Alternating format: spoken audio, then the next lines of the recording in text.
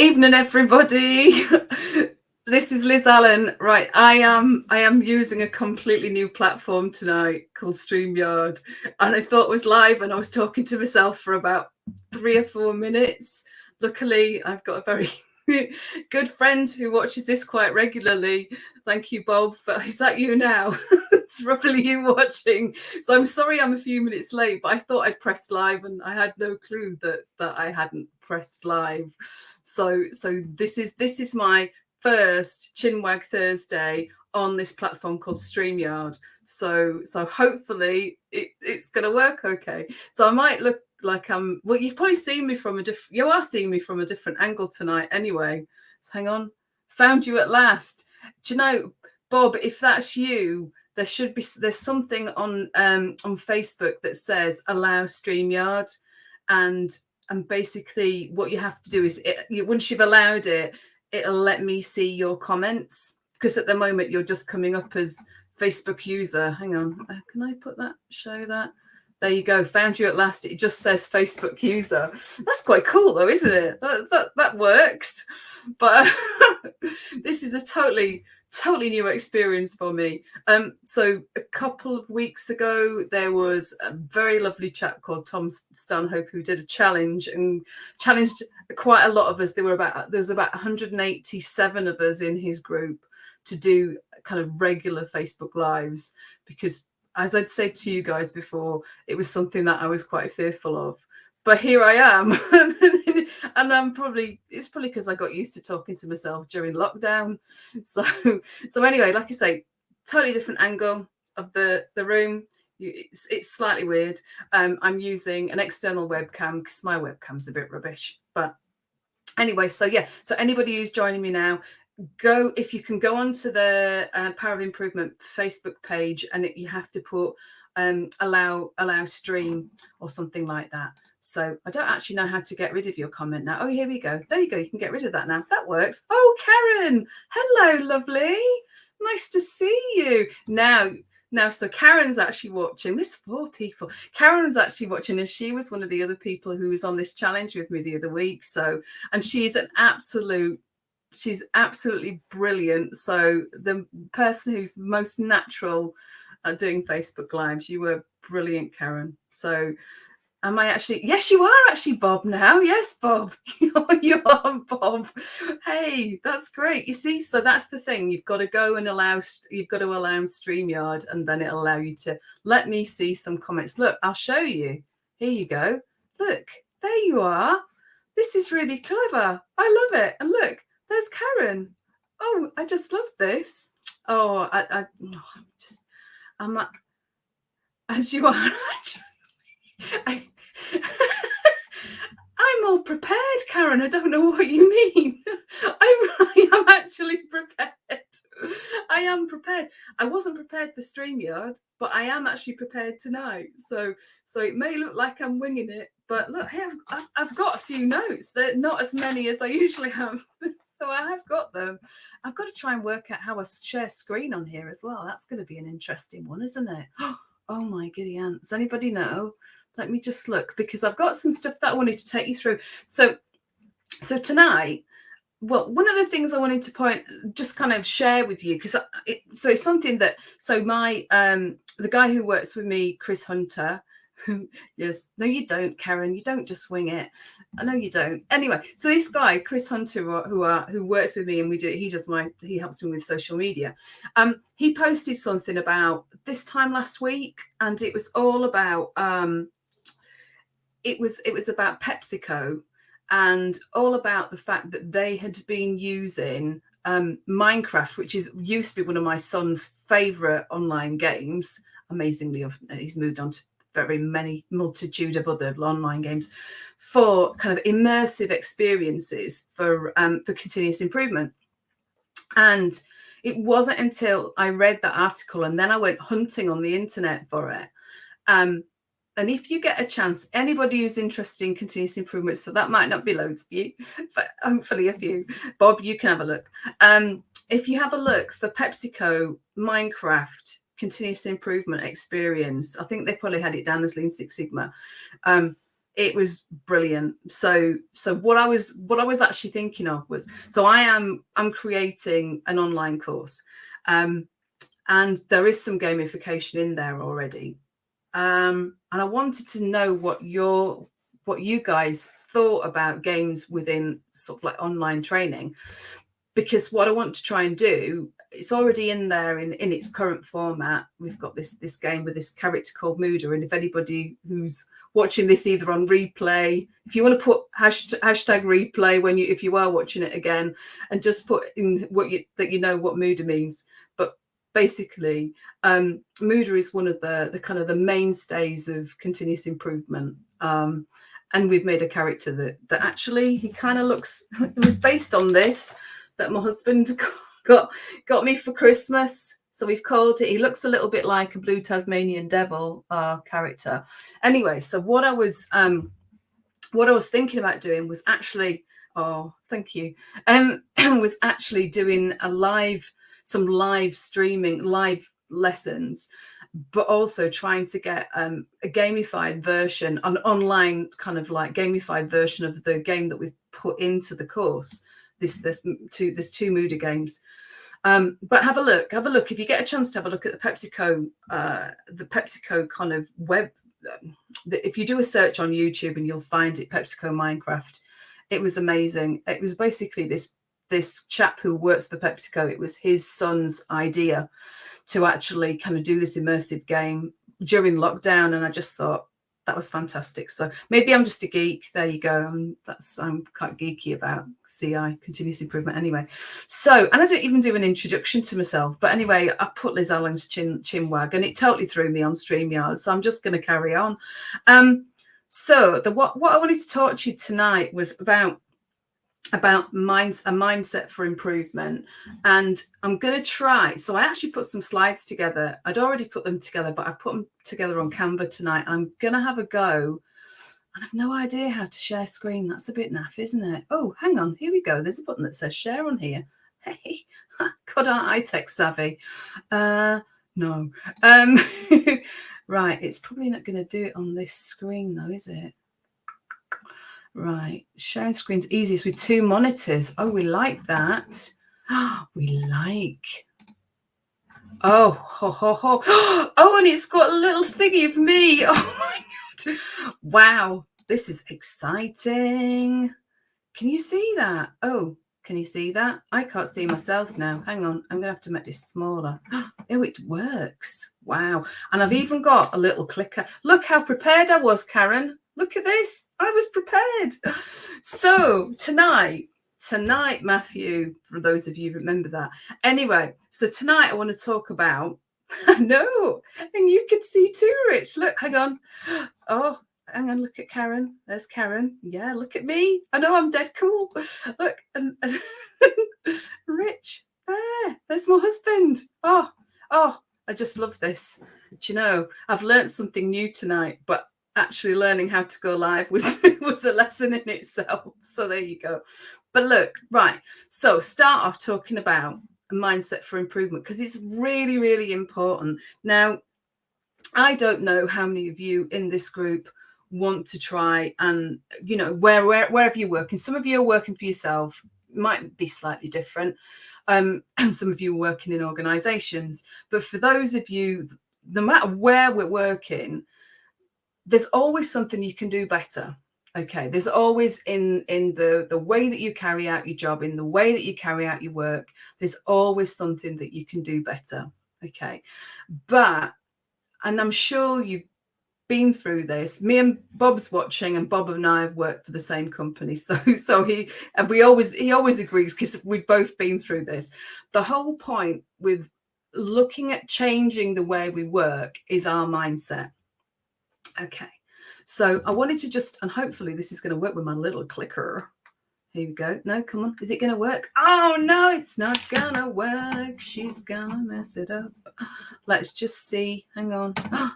Oh, my goody aunt.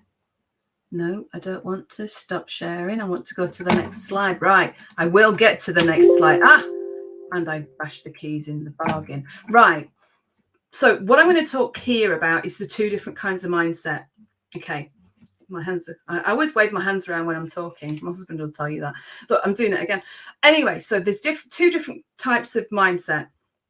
On the left here, you can see that this is, we'll look at fixed mindset. So fixed mindset, and I've worked with plenty of people like this, and I'm sure you have. Bob has, definitely. I don't know about the rest of you, but basically a fixed mindset of people who want to stay in their comfort zone. If you can see on here, it says, I only want to do things within my comfort zone. Yeah. Yeah, so linear thinking. Absolutely, Karen. I've always done things like this, and I don't like challenge. And I'm not sure if I can do anything else you give me, because people with a fixed mindset, it's not always their fault. Sometimes it's the fact that they've not been given the opportunity to be involved in making a change, in making things different. You know, sometimes these are the people that come in and they're there, they just think they're there to do a job, and maybe the people they work with have only ever treated them like they're there to do a job, you know. And actually it's sad in a way that's, you know, these people are kind of, they've fallen at the first furlong because they've not really been given that opportunity, you know. So I find that quite sad. And then on the right hand side here, so you've got the growth mindset, and that's who I would say are more positive. So they enjoy new challenges, they can put their mind to anything, and they can learn new things. They're happy with learning new things. And if they want, you know, if they feel frustrated, they'll keep trying the things that, you know, it doesn't matter whether they fail, they'll just keep trying until they get things right. So, you know, that's that side.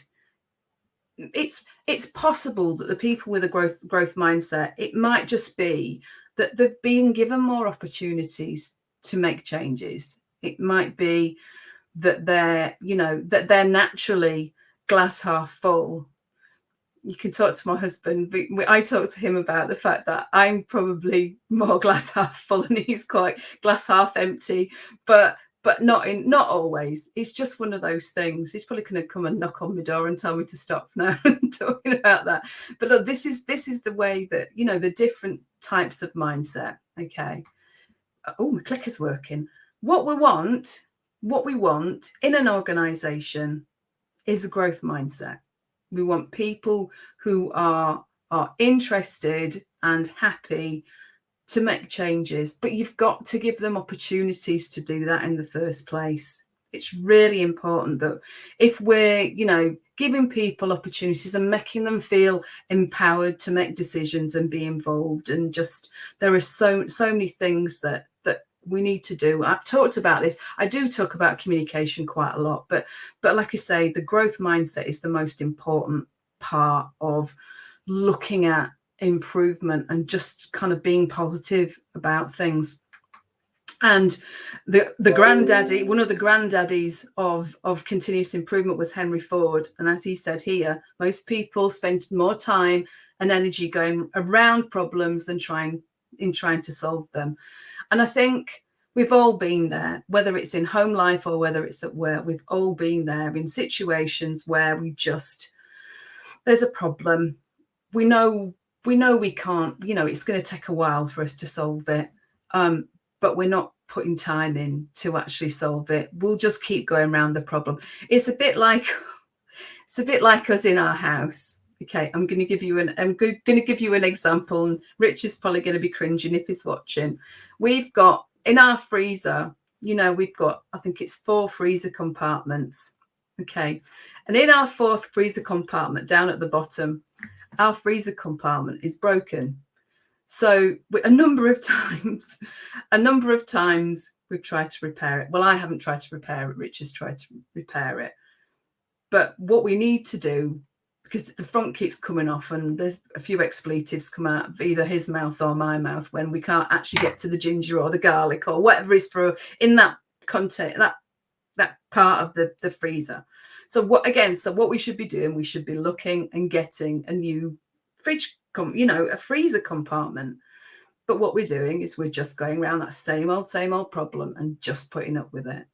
And it's the same in work, isn't it? You end up being so, you've got tunnel vision. You just go through, right, my day starts at this time, finishes at this time, and I'm just going to go straight forward and go, this is what I'm doing. This is how I'm doing it. And yeah, it's going to take me longer than I would like it to, this process that I'm doing, or this thing that I'm doing at work. But actually, I'm just going to keep going, you know. And a lot of the time, this is basically what happens at work. We just get so used to things. Okay, so this is what Henry Ford was talking about, and we're talking about, you know, he was saying all this in the 1930s. That's when he brought in his Model T Ford. I'm a bit of a Henry Ford geek, you know, kind of about, because of the fact that, you know, he is this granddaddy of continuous improvement. He's one of the guys that kind of brought in a lot of the elements of continuous improvement. So my final slide is looking at how to create this improvement mindset, you know.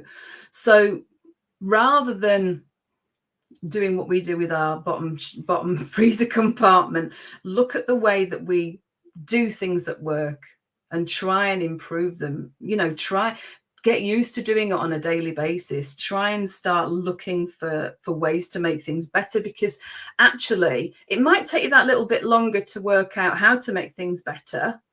But once you've done it, God, you're going to be doing things so much quicker, you know. And be positive about making those changes and communicating it, not put it on this, but communicating it to other people, making sure that they know, because actually those naysayers will probably change the way they're thinking, and change, you know, a lot of times there are people who you might write off because they're naysayers, and they might kind of say, well, you know, I don't agree with this, I think you're talking rubbish.